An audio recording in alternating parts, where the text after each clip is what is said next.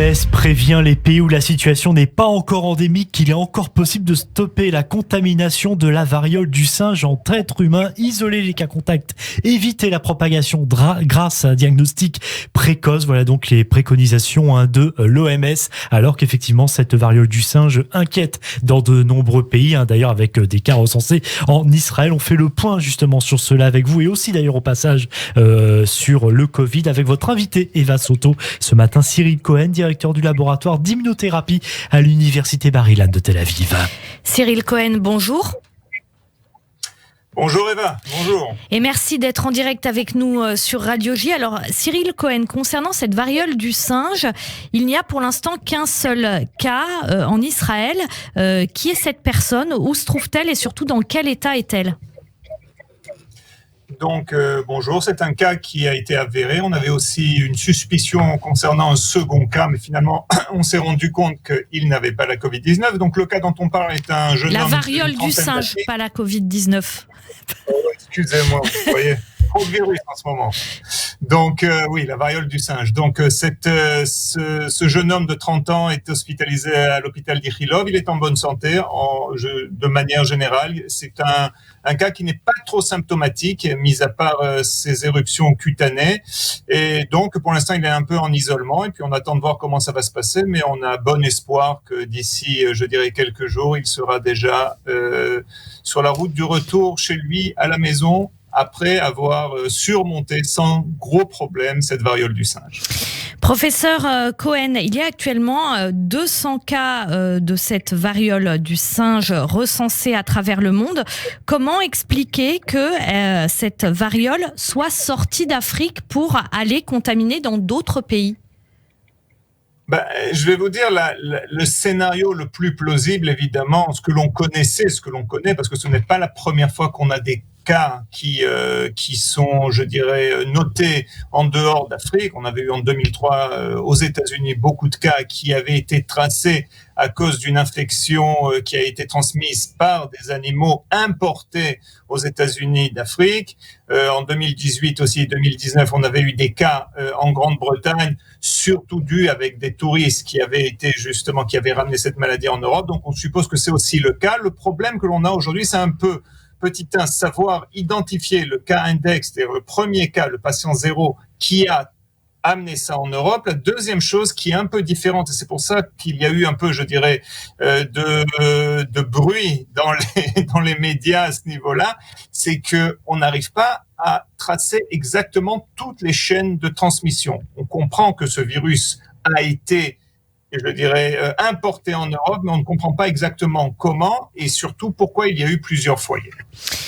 Cyril Cohen, on a du mal à savoir, en tout cas, comment ça se transmet parce qu'il y a des informations contradictoires sur le sujet.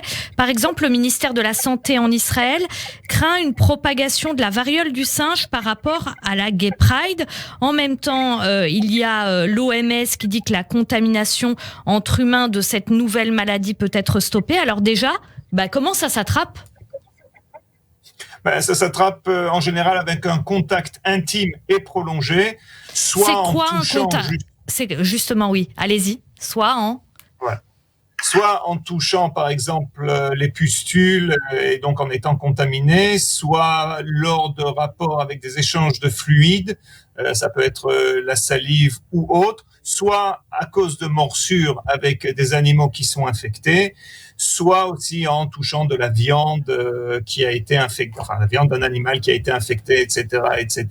Une fois de plus, c'est pas la Covid-19 où il suffisait par exemple d'une dizaine de minutes dans une même pièce avec une distance d'à peu près 1,5 mètre pour être contaminé. Là, si on devait, je dirais, relativiser, on parlerait d'au moins 3 heures dans la même pièce avec une personne infectée, avec un contact qui est beaucoup plus proche. Donc c'est pas la même chose.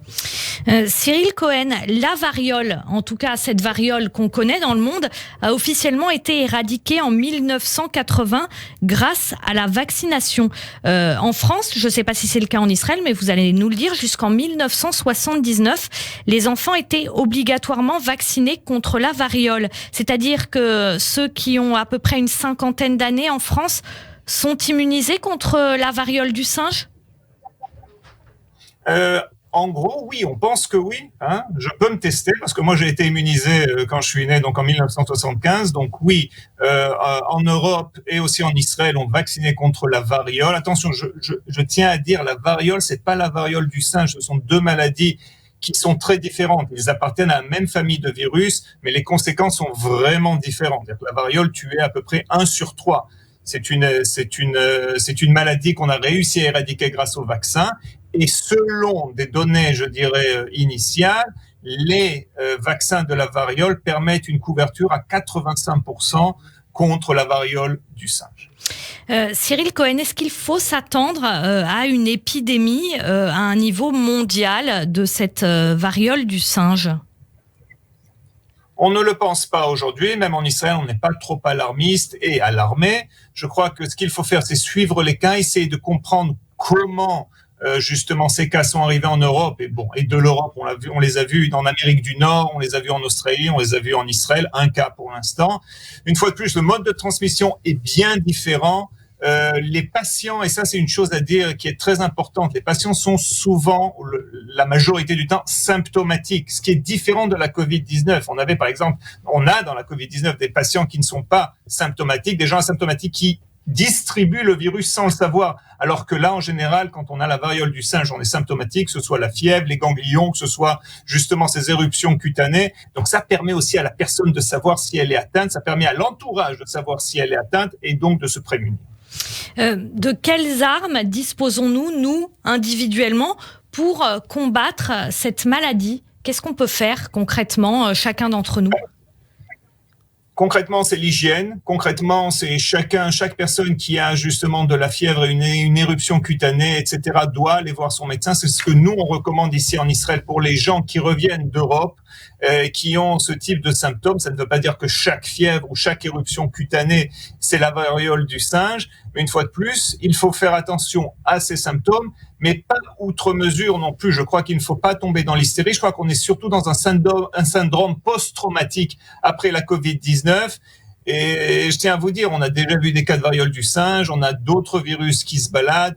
Une fois de plus, je crois qu'il ne faut pas tomber dans l'hystérie, il faut juste être prudent.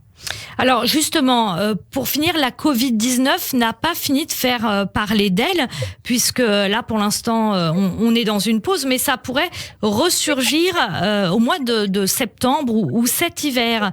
Est-ce qu'il faut craindre de nouvelles vagues épidémiques aussi importantes que les dernières, d'après vous, Cyril Cohen ? Écoutez, on est toujours à la merci d'un variant. On suit maintenant les variants qui se développent en Europe, comme le BA4 ou le BA5, par exemple, au Portugal. On suit les variants qui se sont développés et qui se développent aux États-Unis, comme le BA2.12. Est-ce qu'on est à la merci d'une nouvelle vague ? Oui. Est-ce que je pense qu'on va revenir 2 ans en arrière ? Je ne l'espère pas. Je ne le pense pas pour l'instant, parce qu'il faut dire une chose très importante. Avec la vague de l'Omicron, la majorité de la population, que ce soit en Israël ou en Europe, a été exposé à la Covid-19, même si certains nouveaux variants échappent justement au contrôle immunitaire, même si on avait déjà été malade ou vacciné. Une fois de plus, je crois que l'impact sur la population ces derniers temps, comme on le voit par exemple en Israël de la Covid-19, est moindre. Donc on va suivre ça aussi d'ici cet automne. Et on va espérer justement que même s'il y a variants, et on pense qu'il y aura des fluctuations, même s'il y a des nouveaux variants qui apparaissent, on n'aura pas le même cas de figure que ce que l'on a connu il y a 2 ans. Merci beaucoup Cyril Cohen pour ces éclaircissements. Merci d'avoir été avec nous ce matin en direct sur Radio J. Professeur Cyril Cohen, bonne journée. Merci.